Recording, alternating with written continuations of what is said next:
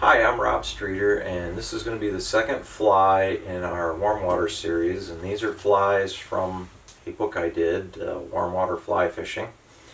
When I was doing the book, I was fishing with my brother a lot, and my brother is not a fly fisherman at all. He is pretty much one of the Bassmaster guys. He competes in tournaments, but I learned an awful lot from him and from fishing with him and adapted it to fly fishing. One of the things that I came up with were fly patterns that were kind of loosely based on some of the lures he was using or some of the techniques he was doing that were putting a lot of fish in the boat. And this fly is no exception. This is the Conehead Grub. Bassmaster guys use a lot of Grub style jigs, and that's what the niche that this fly fills. It's a Grub style jig that, my favorite place to use it is up under docks. Works very well on panfish. I also tie a larger version of it and use it for smallmouths. So here's how you tie the fly. So if you stick around to the end of the video, I'm going to have some fishing tips for this particular fly.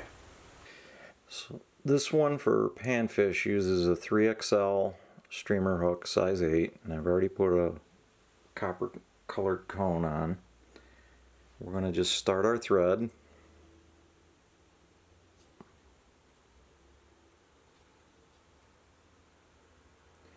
Run the thread down to the back, clip it off, grab some silly legs, silicone legs. These are kind of orangish black, and we're going to go about that much for the tail. And these can be a little tricky to use. You don't want to put too much pressure on them, but you still have to get them bound down to the hook.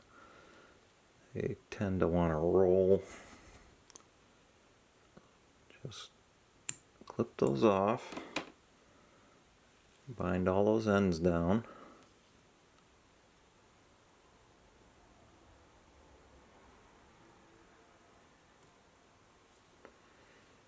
Come back.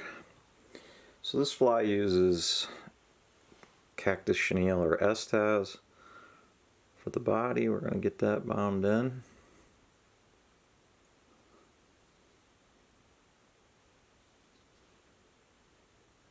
We'll bind that down, bring our thread forward, and bring our body forward.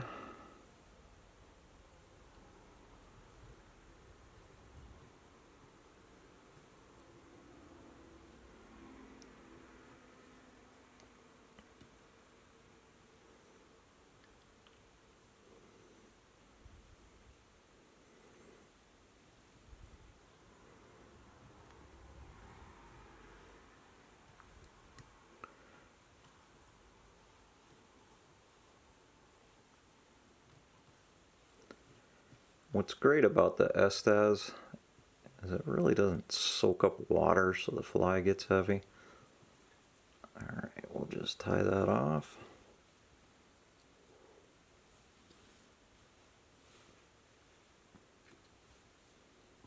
Trim that.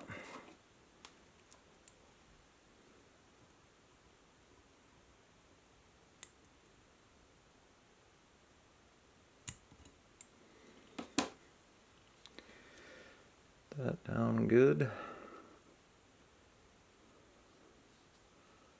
And come in with some more silly legs. About the same length. These we're going to roll them all around the hook so they're coming in from every angle.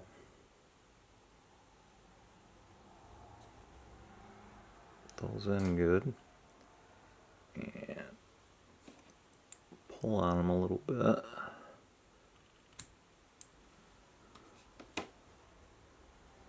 Just tie the ends down.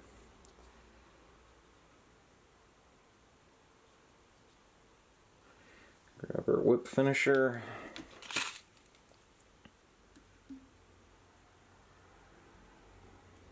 And we'll make a head for the fly.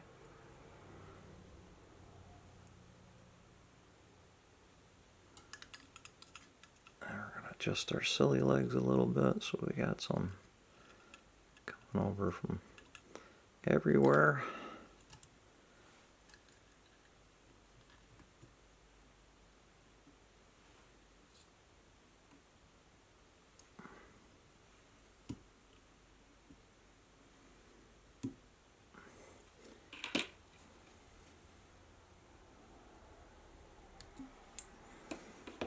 Add a little head cement.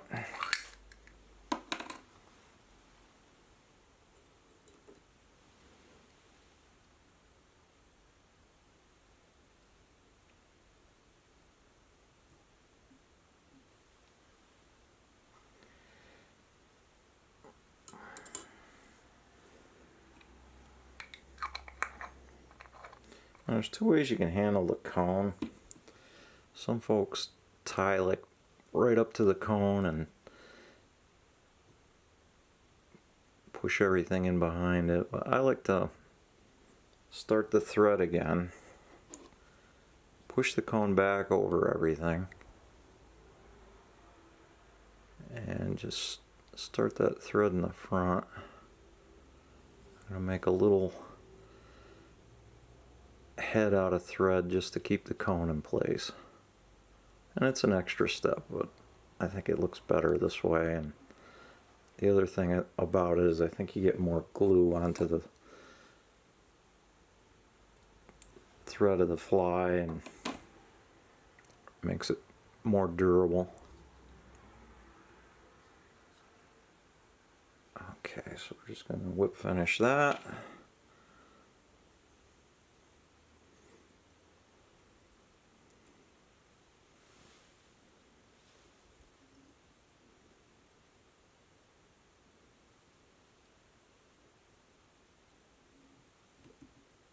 And that's it. Just add a little